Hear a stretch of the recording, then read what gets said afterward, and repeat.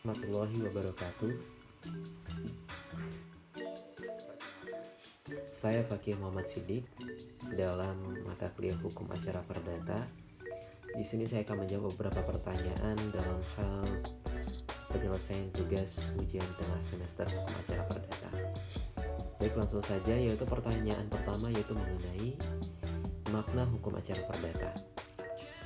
Hukum Acara Perdata itu adalah rangkaian peraturan-peraturan yang memuat cara lain di muka pengadilan dan cara bagaimana pengadilan harus bertindak untuk melaksanakan berjalannya peraturan-peraturan hukum perdata. Lalu definisi lainnya pun juga dikemukakan oleh Profesor Sudikno Mertokusumo, yakni dengan membuat definisi hukum acara perdata merupakan peraturan hukum yang mengatur bagaimana caranya menjamin ditaatinya hukum perdata material dengan perantaraan hakim. Retno Wulan SH dan Iskandar Yurikartawinata SH juga mendefinisikan hukum acara perdata dengan suatu kaidah hukum yang mengatur cara bagaimana melaksanakan hak-hak dan kewajiban perdata sebagaimana yang diatur dalam hukum perdata material. Definisi di atas dapat disimpulkan bahwa hukum acara perdata merupakan suatu kaidah hukum yang mengatur cara prosedur hukum dalam mengajukan, memeriksa, memutuskan, dan melaksanakan putusan tentang tuntutan hak dan kewajiban tertentu sehingga menjamin tegaknya hukum perdata material melalui lembaga peradilan. Selanjutnya, pertanyaan mengenai kompetensi relatif. Kompetensi relatif itu adalah distribusi kekuasaan. Distribusi kekuasaan badan peradilan sejenis untuk memiliki kewenangan menerima, memeriksa, mengadili, dan menyelesaikan perkara yang diajukan kepadanya. Nah, jadi kompetensi relatif ini berhubungan dengan kewenangan pengadilan untuk mengadili suatu perkara sesuai dengan wilayah hukumnya.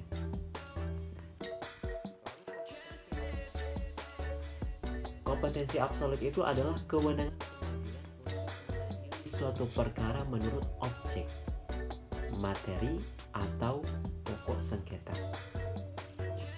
Jadi, relatif itu berdasarkan wilayah hukumnya, sedangkan kalau kompetensi berdasarkan objek, materi, atau pokok sengketanya. Peradilan, atribusi kekuasaan berbagai jenis peradilan untuk menerima, memeriksa, dan mengadili serta menyelesaikan setiap perkara yang diajukan kepadanya. Ayat 1 Undang-Undang Nomor 14 Tahun 1970 menjelaskan 4 macam lingkungan peradilan di Indonesia, yaitu yang pertama ada peradilan umum, yang kedua ada peradilan agama, oleh ketiga ada peradilan militer, oleh keempat ada peradilan tata usaha negara. Bagi perkara perkawinan, maka yang menjadi wewenang peradilan negeri adalah perkawinan bagi orang di luar Islam, karena kita memiliki peradilan agama. Jadi itu ya contohnya Kristen, Hindu, Buddha, Katolik. Sementara itu perkara perdata perkawinan, warisan, wakaf, hibah, wasiat, sedekah, dan sengketa ekonomi syariah menjadi kompetensi absolut peradilan agama. Lalu lanjut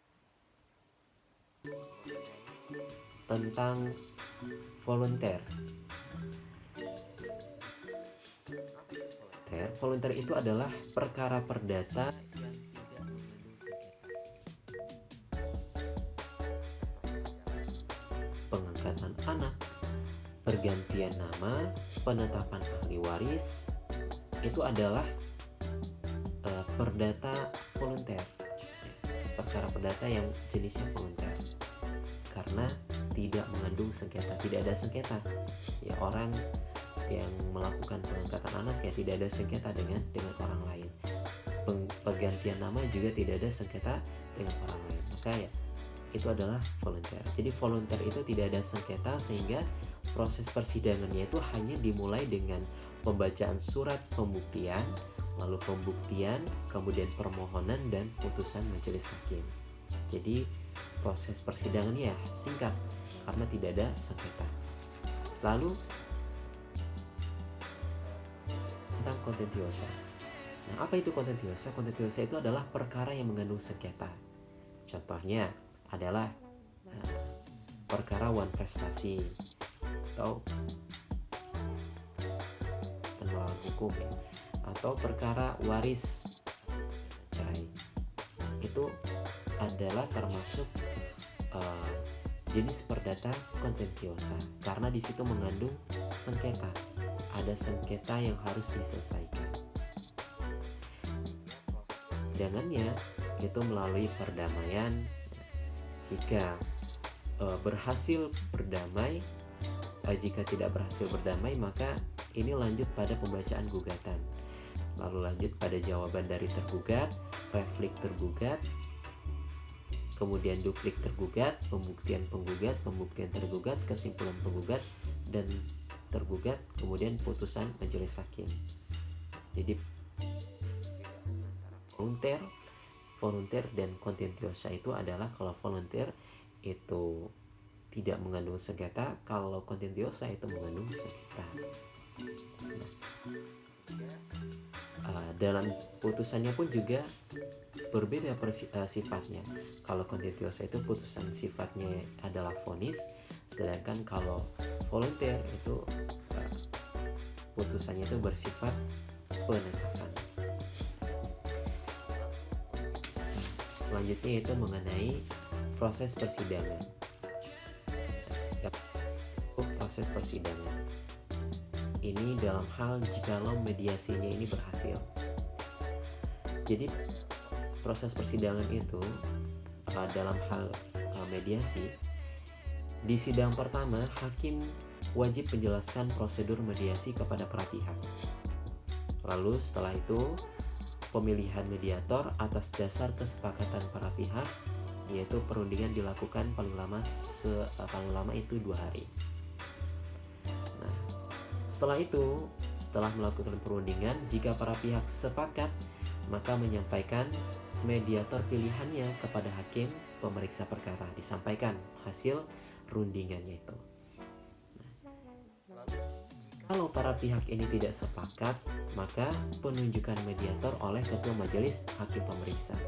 Jadi kalau misalnya antara kedua belah pihak ini tidak mendapatkan kata sepakat dalam pemilihan mediator, maka ini yang menjadi wewenangnya untuk memutuskan mediatornya adalah majelis hakim. Bisa saja hakim yang menjadi mediator atau hakim yang menunjuk mediator.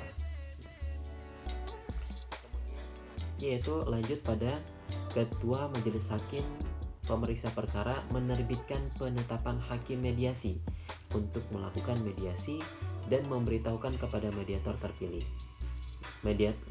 Setelah itu mediator menentukan hari dan tanggal pertemuan mediasi. Lalu setelah itu lanjut pada penyerahan resume perkara kepada mediator atau pihak lain oleh para pihak.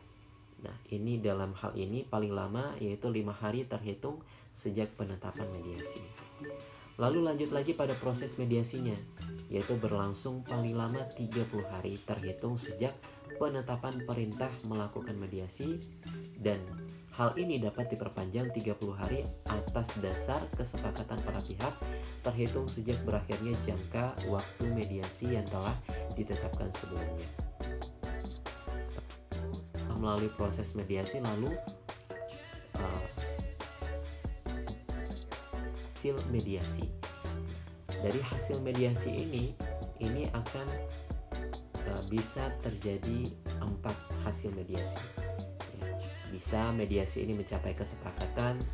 Kalau mediasi ini mencapai kesepakatan, ya, artinya mediasi ini sukses, maka langkah selanjutnya itu kesepakatan perdamaian itu para pihak melalui mengajukan kesepakatan perdamaian kepada hakim pemeriksa perkara agar dibuatkan dalam akta perdamaian. Lalu selanjutnya pelaporan hasil mediasi oleh hakim mediator kepada hakim pemeriksa. Dan setelah itu barulah penerbitan akta perdamaian. Nah, ini kalau misalnya jika dikehendaki. Nah, kemudian kalau misalnya hasil mediasinya tersebut tidak mencapai kesepakatan, hanya mencapai kesepakatan sebagian. Jadi yang disepakati hanya sebagian saja dalam hasil mediasi tersebut. Maka langkah proses selanjutnya itu adalah kesepakatan perdamaian sebagian, yaitu kesepakatan perdamaian antara sebagian pihak yang berperkara dapat dibuatkan dengan atau dapat dikuatkan dengan akta perdamaian sepanjang tidak menyangkut aset, harta kekayaan, dan atau kepentingan pihak yang tidak mencapai kesepakatan. Nah, lalu proses selanjutnya yaitu pelaporan hasil mediasi oleh hakim mediator kepada hakim pemeriksa. Dan setelah itu penerbitan akta perdamaian jika dikehendaki. Lalu selanjutnya yaitu penetapan melanjutkan pemeriksaan perkara. Hakim memeriksa perkara melanjutkan pemeriksaan terhadap objek perkara atau tuntutan hukum yang belum berhasil disepakati oleh para pihak. Karena tadi yang disepakati hanya sebagian, maka masih ada proses sidang selanjutnya tentang bagian mana yang tidak disepakati ini. Lalu yang terakhir yaitu mediasi tidak berhasil. Kalau hasil mediasi ini tidak berhasil, artinya tidak adanya kesepakatan antara kedua belah pihak. Maka proses selanjutnya itu adalah pelaporan hasil mediasi oleh hakim mediator kepada hakim pemeriksa, kemudian pemanggilan para pihak untuk melanjutkan pemeriksaan perkara, lalu selanjutnya yaitu sidang lanjutan. Nah, lalu lanjut yaitu pada pembuktian. Pembuktian itu pada prinsipnya proses pembuktian dalam perkara permohonan harus tetap ada. Pembuktian itu merupakan suatu upaya untuk meyakinkan hakim tentang kebenaran dalil-dalil gugatan atau bantahan dalil gugatan yang dikemukakan dalam suatu persengketaan di persidangan. Pembuktian dalam hukum acara perdata dikenal dua macam, material dan hukum pembuktian formil. Hukum pembuktian material itu mengatur tentang dapat atau tidak diterimanya alat-alat bukti tertentu di persidangan serta mengatur tentang kekuatan pembuktian suatu alat bukti. Sedangkan hukum pembuktian formil itu mengatur tentang cara menerapkan alat bukti. Hal-hal yang harus dibuktikan oleh pihak yang berperkara adalah peristiwa atau kejadian-kejadian yang menjadi pokok sengketa dan bukan hukumnya, sebab yang menentukan hukumnya adalah hakim. Dari peristiwa yang harus dibuktikan adalah kebenarannya, kebenaran yang harus dicari dalam hukum acara perdata adalah kebenaran formil. Dan lanjut pada pertanyaan selanjutnya yaitu mengenai putusan. Putusan itu ada yang namanya putusan deklaratif. Putusan deklaratif itu adalah pernyataan dalam putusan yang dijatuhkannya. Pernyataan itu merupakan penjelasan atau penetapan tentang sesuatu hak atau